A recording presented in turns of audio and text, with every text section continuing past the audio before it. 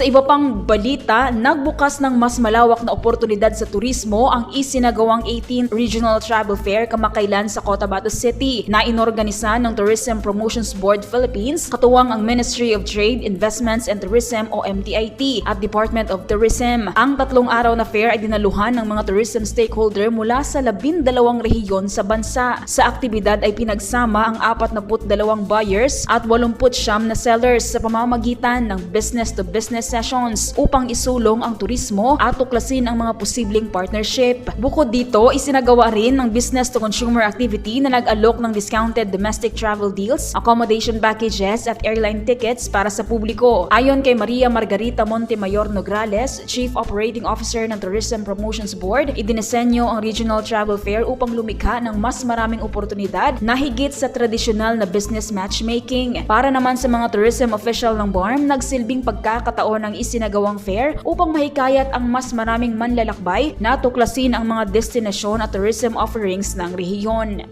Nagbigay daan din ang Regional Travel Fair upang makipag-ugnayan ang mga BARM tourism operator sa mga industry players sa labas ng rehiyon na posibleng magpalawak ng abot ng kanilang mga produkto at karanasang pangturismo.